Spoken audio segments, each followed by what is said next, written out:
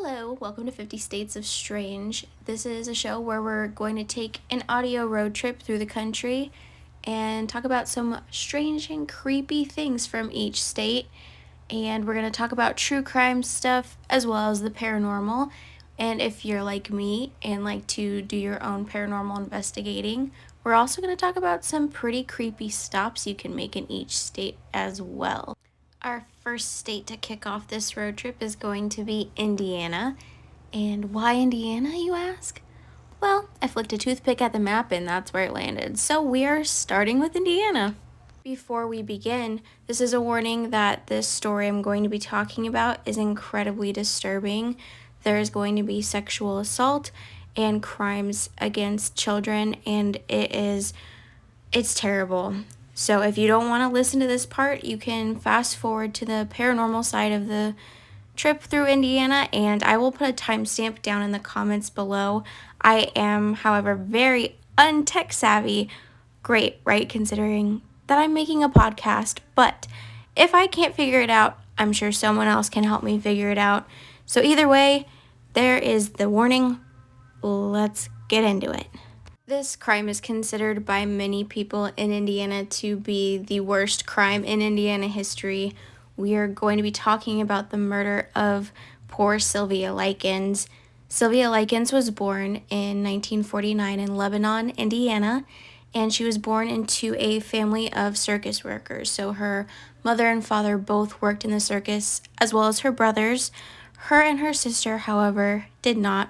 Her sister Jenny had polio, so she wasn't physically able to really do anything, and her parents wanted her and her sister to focus more on their education anyway. They didn't want them working like the other kids.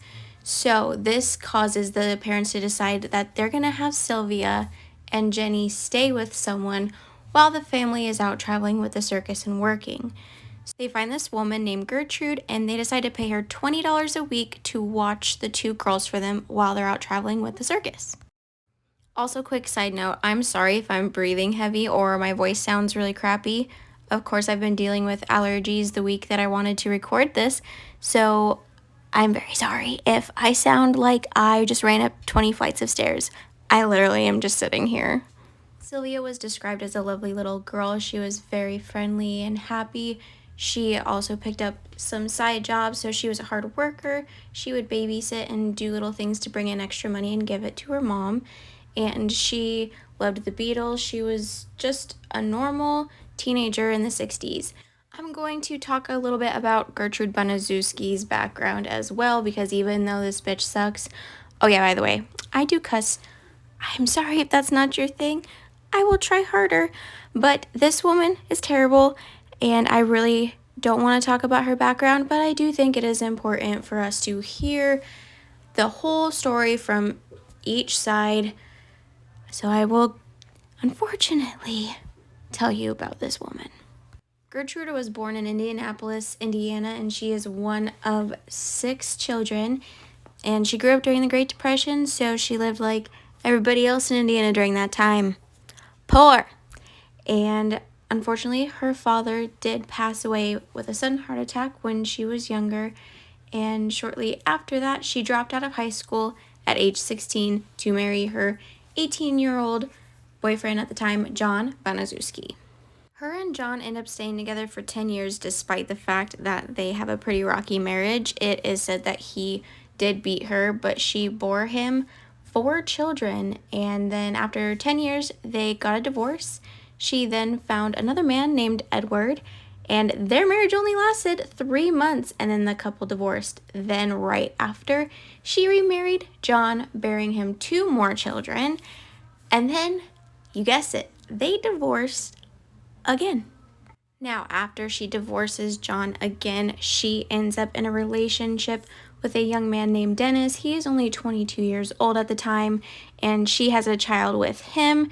He also is physically abusive. This girl has a heck of a time in the relationship department, doesn't she? Anywho, they end up getting split as well, and then she ends up having to kind of chase him down for some legality reasons to get money and prove paternity rights. So this girl is just a mess. So by the year 1965, she is living alone. She's not with a dude, and she has all of her 7 children living with her, all from different baby daddies. So obviously, I can only imagine the stress that this woman is under. Whether you want to argue she warranted it herself, it's got to be stressful either way. However, it is absolutely no excuse for what this woman did, and I still think that she deserves the utmost, most terrible thing you could possibly ever do to someone ever in the history of torture. July of 1965 hits, and unfortunately, Sylvia's mother gets arrested for shoplifting, and right after that, their father decides to board the girls with Gertrude. I think it's kind of weird that they decided to have them stay with this woman, because usually they stay with someone in the family. And I guess at the time that there was a boarding agreement, that Gertrude assured him that everything, was going to be fine. She would take care of them as if they were her own. Gertrude's daughters and Sylvia and Jenny also knew each other from the high school, so I guess when you look at it that way, it warranted a little bit more trust on their father's side, but still, this is a bad dad move. So, in the first couple of weeks that Sylvia and Jenny are staying with Gertrude and her kids, everything seems pretty normal. They're all doing the same thing. They're going to school, they're going to Sunday school. Everything seems hunky-dory, but then a couple weeks go by, and the payments from their father were not arriving on the scheduled dates, so they were coming like a couple days late, but no big deal, they were still coming, right? Well, Gertrude was pissed, and she started venting out the frustration on Sylvia, and she was like, spanking her with various things. She was using paddles, and she would say things like, well, I took care of you 2 little bitches for a week for nothing. So obviously this woman is just straight trash. All of the abuse slowly started becoming primarily targeted on Sylvia alone, and it seems that Gertrude was just really jealous of Sylvia and everything about her, how she looked, the potential she had for life. Everything just piled on, and she just started treating Sylvia like absolute garbage. After it started with beatings, it began to escalate. She was forcing Sylvia to eat out of the trash can. She was accusing her of stealing things whenever Sylvia was actually buying the things that she was bringing home, like candy and snacks and whatnot. And Gertrude just went crazy. Gertrude found out that Sylvia had a boyfriend, and Sylvia made a comment that she had laid in the same bed with her boyfriend. And in the context, I can't really tell if she is actually talking about having sex with her boyfriend, or if she meant like she literally did just lay in the same bed. It's not very clear, but Gertrude basically tells her that if you do anything with a boy in general, you're going to end up pregnant. And after she said this, she kicked Sylvia in the genitals. And then Gertrude's daughter Paula, who at the time was overweight herself and currently 3 months pregnant, decided to join in on the fun and also pick and abuse Sylvia. Not only was Sylvia experiencing this horrible assault at home, but she was also experiencing it in school and from other kids. So her siblings were involved. They would even force Jenny to get involved sometimes, because Jenny obviously couldn't fight back herself, and so her only way of basically surviving the situation was to kind of join in whenever they were attacking Sylvia. After reading a bunch about this story, I realized that there is so much information, and there is so many gruesome acts listed that were committed against Sylvia that to talk about them all would take a long time, not to mention the fact that I don't think it's necessary to hear every single gruesome detail. So basically, to just kind of cover everything, she has been physically and sexually assaulted by not only Gertrude and her children, but also children in the neighborhood. And Gertrude was also charging money for these kids to come in and take out their frustration and do whatever they wanted to Sylvia. They would put Sylvia in scalding hot water. They would rub salt in her wounds and her cuts. And the torture that this girl experienced was absolutely terrible. She was sodomized and everything else. The worst things that you could imagine happened to this poor girl. In October, Sylvia was in such a terrible state, and she tried to actually escape the basement where she was being held. She had overheard a conversation between Gertrude and someone else in the house that they were basically going to just like leave her to die. And so in a last-ditch effort, she tried to escape, but she was so weak and she had so many injuries that Gertrude caught her and, of course, made everything even worse and beat her and tried to get her to eat toast since she was dehydrated and she was super weak, but the poor girl couldn't eat the toast because she was so dehydrated. And so Gertrude gives up and leaves her in the basement. By the following day in the morning, on October 25th, she had been in a state of delirium because she was just so malnourished and she was succumbing to her injuries. And even during this time, as this girl is literally on the bridge of death, Gertrude allows kids from the neighborhood and all of her kids to pick and poke at her and make fun of her. They were spraying her with a hose. They were like giving her rotten fruit to eat. And it was just so bad. Reading this story made me so upset. Like, if there was a time machine for instances like this, I would go back and I would punch this woman so hard in the face. But the TVA might catch me. However, I think they would allow me a punch in the face, right? I would just punch and leave. It's not like I would destroy the timeline in any way. In fact, I would be making it better. And then on October 26th, Sylvia is basically almost gone. Like, she is able to talk a little bit, but most of what she's saying isn't even making any sense. And then when she stops breathing, Gertrude keeps telling all the kids that she's faking it. But Stephanie, one of her daughters, actually attempts to do mouth-to-mouth resuscitation, but unfortunately it is unsuccessful. And at 16 years old, Sylvia dies due to her injuries. Gertrude and her older kids get arrested, thank goodness.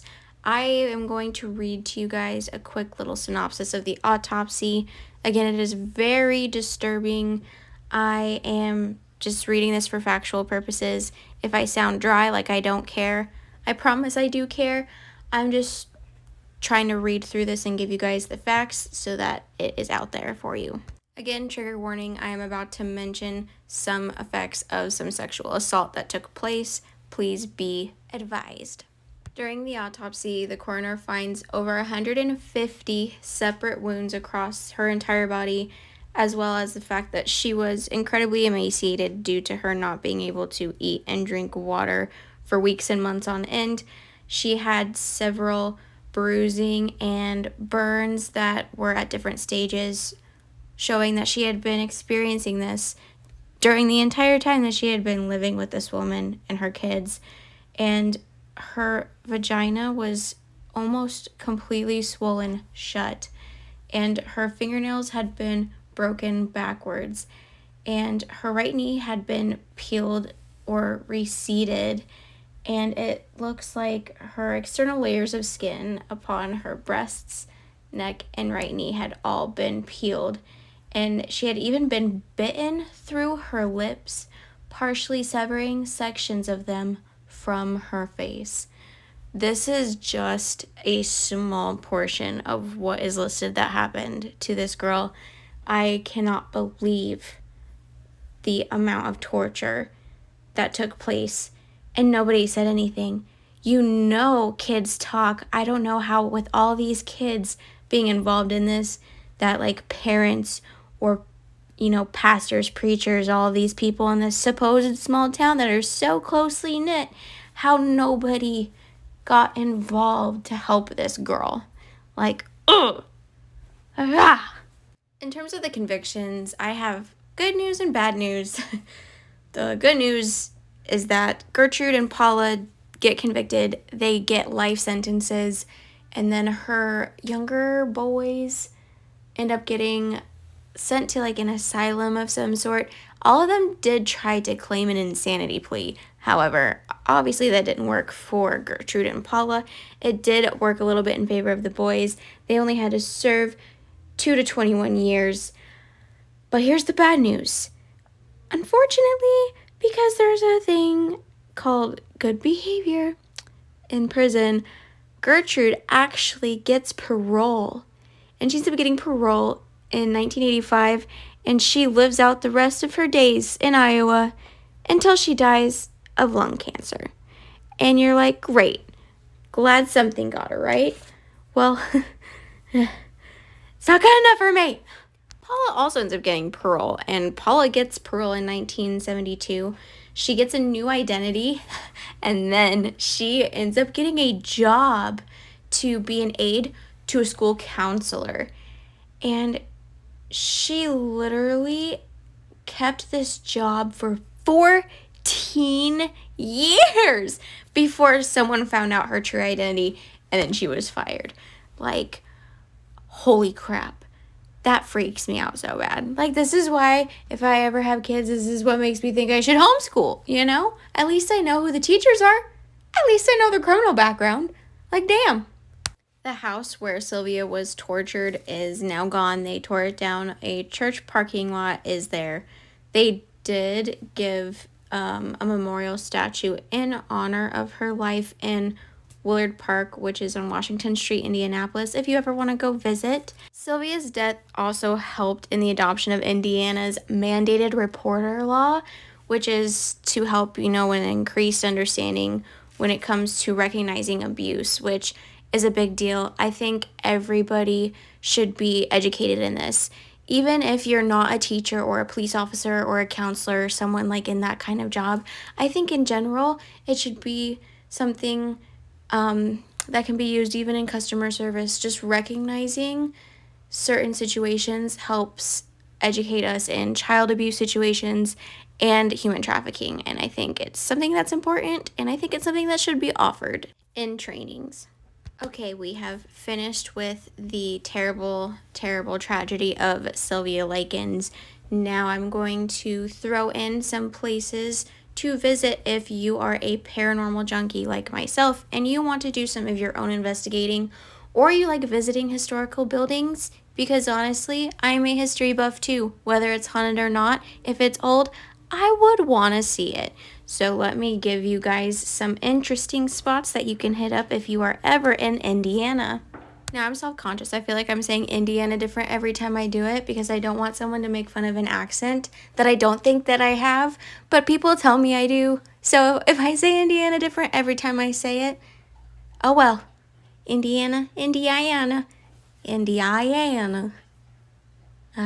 I'll try to list a variety of locations too. I'll do some like outdoor ones. I'll do like a house, maybe an old asylum or hospital. Keep it interesting. One place you could visit is Avon's Haunted Bridge in, you guessed it, Avon, Indiana. The Avon Haunted Bridge is a railroad bridge. It was built in 1906. There is a legend associated with the bridge that goes as follows. Basically, a mom was out walking with her baby on the tracks and they fell to their deaths. Doesn't say how, they just fell. And locals say that every time you drive underneath the bridge, that you have to honk the horn to drown out the sound of the wails and cries of the mother. Spooky. If you don't like bridges, then I have something else for you. There is the James Allison Mansion in Indianapolis. It was built in the 1910s. The mansion is said to be incredibly haunted. One of the ghosts that supposedly haunt this area is a girl who was visiting and she drowned in the pool in the basement. Or James Allison himself, who built the mansion. And also the girl's apparition has been seen multiple times, and witnesses report that there are voices in the attic, objects move by themselves or disappear, and furniture is rearranged. So your basic generic poltergeist. If you like exploring even bigger and even creepier places, then you could check out the Indiana Central State Hospital. This is also located in Indianapolis. It was built in 1848. It was a hospital for the insane, and then it turned into the Central State Hospital in 1926. It is haunted by many patients, and Witnesses have described shadows, apparitions, screams, electrical devices turning on and off, unexplained noises, footsteps, and moans. So, again, everything that you expect from a haunted location. As a little bonus, I am going to talk about a place that is actually demolished. If you are a fan of the Ghost Adventures show and you know who Zach Bagans is, you know that Zach Bagans purchased the Carolina Street Demon House a while back, and he did his own investigation in there. He did a documentary. They also did some episodes of it on the show. It is crazy. You should watch it. I am someone who, even though I've had paranormal experiences happen to me, I am not one who's like easily scared or is swayed to automatically assume something's paranormal. However, this house gave me the heebie-jeebies through the screen. It is terrifying. I'm glad that they tore it down. But the demons who lived there, supposedly the demons that lived there, would possess the family that lived there. Like, if you watch the documentary, oil is like leaking from like windows and walls and stuff when they're doing exorcisms. It was crazy. And if you want to kind of visit the area where it's at, it is on Carolina Street in Gary, Indiana. I mean, I wouldn't go there if I were you. That just sounds like bad juju to me. But also, if you visit the Haunted Museum owned by Zach Bagans in Las Vegas, he has like the staircase and the dirt in there from that house. So it's pretty cray-cray. But check it out if you dare. That is all I have for you today on our Indiana stop in our audio road trip for 50 States of Strange. If you hear those fireworks popping off behind me, it's because I have been recording this on the 4th of July, and so big boom booms going on in the back. If you are from Indiana or you visited Indiana and you have a weird, strange story to share, don't be afraid to leave it in the comments below on this video. You could also comment on any of my 50 States of Strange posts on Instagram. I also have a Discord. I will link the Discord below for our 50 States of Strange channel. I also have it on my TikTok and Instagram. You can find that link there as well. I hope you guys enjoy this weekend. Have a fun and safe 4th of July. Make sure to be respectful and to be safe. Don't drink and drive. Don't shoot fireworks at anybody. Don't put fireworks up your ass. You know, weird crap that everybody talks about in the ER the next day. Just don't do it. And I will see you guys on our next stop on this road trip. Bye-bye.